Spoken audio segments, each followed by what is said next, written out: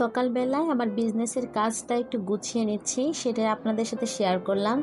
আগেই বলেছিলাম ভিডিওতে আমি টাই ডাইয়ের কাজ করে থাকি। আমার একটা বিজনেস পেজ আছে আশালতা গ্যালারি। আপনারা যদি টাই ডাইয়ের যে কোনো প্রোডাক্ট নিতে চান অবশ্যই ভিজিট করবেন আশালতা গ্যালারিতে। হ্যালো ভিউয়ার্স, আসসালামু আলাইকুম। ওয়েলকাম করছি আশালতা লিটিল ওয়ার্ল্ডের আরও একটি নতুন ব্লগে। আশা করছি ব্লগটি আপনাদের ভালো লাগবে। এই যে দেখতে পাচ্ছেন, এটা একটি কাস্টমাইজ পাঞ্জাবি। এটা হচ্ছে মাঝখানে ঝর্ণা প্রিন্ট করেছে আর এরকম প্লেন রেখেছি। প্লেন জায়গাটাতে ব্লকের কাজ করা হবে। এটা হাতার কাপড়ও এইভাবে বডির সাথে ম্যাচিং করে করেছি। টাই ডাইয়ের কাজ শেষ করে আমি চলে এসেছি আমার দুইটা ফ্রিজ, সেগুলো ক্লিন করতে। বেশ কয়েক মাস যাবত আমি আমার ফ্রিজগুলো ক্লিন করি না, অনেক বেশি নোংরা হয়ে আছে, বরফ জমে গেছে। যেহেতু আমার আম্মা আসবে তাই আমাকে ফ্রিজগুলো ক্লিন করতে হবে, কারণ আম্মা আসলে আমার ফ্রিজগুলো একদম ভরে যায়। করো ব্লগ ভিডিও করো, ফ্রিজ পরিষ্কার করো না ব্লগ ভিডিও করো? ও, দুইটাই করো। ফ্রিজটা কেমন নোংরা হয়েছে বলো তো? হ্যাঁ, অনেক নোংরা হয়েছে। আচ্ছা, ডিপ আর নর্মালি সমস্ত জিনিস বের করে নিয়ে এবার আমি ভিম লিকুইড দিয়ে ফ্রিজটাকে খুব ভালো করে ক্লিন করে নিচ্ছি।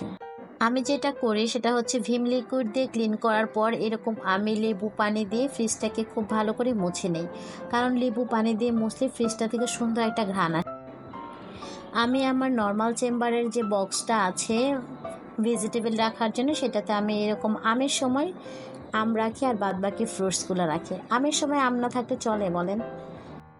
এই যে এইদিকে ফ্রুটসগুলো রাখা হয়ে গেল। এবার আমি আমার ফ্রিজের উইন্ডোটা গুছিয়ে নিয়েছি। একদিকে রেখেছি খেজুর, তারপরে হচ্ছে বিভিন্ন রকমের মশলা, সয়া সস, তারপরে কেওড়া জল, জমজমের পানি, এইগুলো। ফ্রিজের উইন্ডোটা কিন্তু আমি একটু হালকা রাখার চেষ্টা করেছি, কারণ বেশি ভারী রাখলে কিন্তু উইন্ডোটা ভেঙে যেতে পারে। এদিকে আমি ফ্রিজে যে খাবারগুলো রাখি সেগুলো আমি বক্সে রাখারই বেশি চেষ্টা করি, কারণ বক্সে খাবার রাখলে খাবারের গুণগত মানও ভালো থাকে। ফ্রিজে যে এক্সট্রা গন্ধ থাকে সেটি কিন্তু খাবারের গন্ধটা ছড়ায় না। এদিকে ফ্রুটসগুলো সব রাখা হয়ে গেছে, সবজিগুলোও রেখেছি। এদিকে আবার উইন্ডোটা উপরে আমি ডিম রেখেছি, লেবু, তারপরে হচ্ছে বাবুর সস। এইদিকে আমার ছোট বেবিটার কিছু ওষুধ আছে, সেগুলো আমি এইভাবে রেখেছি। এইদিকে আমার ফ্রিজের নর্মাল চেম্বারটা গোছানো কিন্তু অলরেডি হয়ে গেছে। এবার আমি চলে যাচ্ছি ডিপে। নর্মাল প্লাস ডিপ যে ফ্রিজটা আমার, সেটা আমি ডিপের উপরের অংশটাতে যেটা করি সেটা বেশিরভাগই আমি খাবার দাবারগুলো রাখি। খাবার দাবার বলতে আমি বোঝানোর চেষ্টা করছি যে আমার যে ফ্রোজেন ফুডগুলো, যেমন হচ্ছে টমেটো, তারপরে গাজর, বরবটি, এগুলো রাখি।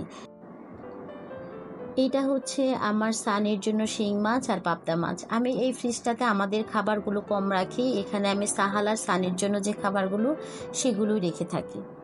এটা আমার মোটামুটি গোছানো শেষ। এবার চলে যাচ্ছি ডিপ ফ্রিজে। এটা অনেক বেশি নোংরা হয়ে আছে, আগেই বলেছি আমি অনেক দিন যাবৎ ফ্রিজ পরিষ্কার করি না, চারদিকে একদম বরফে ঢাকা পড়ে আছে। এই তো একে একে এই ফ্রিজটাও ক্লিন করে নেব। আমার ফ্রিজ ক্লিন করার সময় যে আমার সাথে সব সময় থাকে সেটা হচ্ছে আমার সাহালের বাবা। ও সব সময় আমার এই কাজগুলোতে হেল্প করে থাকে, কারণ যেহেতু আমার ছোট ছোট দুইটা বেবি, আমার ঠান্ডা লেগে যেতে পারে বা অনেক বেশি টাইম লাগে, তাই এটা আমি করতে পারি না। ও সব সময়ই আমাকে ফ্রিজ পরিষ্কার সময়ে হেল্প করে থাকে।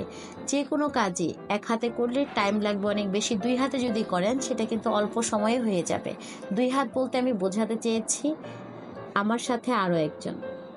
সংসারের প্রত্যেকটা কাজে হাজব্যান্ড ওয়াইফের সাথে হেল্প করবে, ওয়াইফ হাজব্যান্ডের কাজে হেল্প করবে, এটাই কিন্তু সহযোগিতা এবং সহমর্মিতাও বলতে পারেন। এতে করে যেটা হয়, একজনের প্রতি আরেকজনের ভালোবাসার বহিঃপ্রকাশ হয়, বন্ডিংও কিন্তু অনেক বাড়ে। এতে আরেকটা কাজ হয়ে যায়, কাজের মাধ্যমে কিন্তু আপনার হাজব্যান্ড আপনাকে অনেক সুন্দর একটা কোয়ালিটি টাইম দিতে পারে।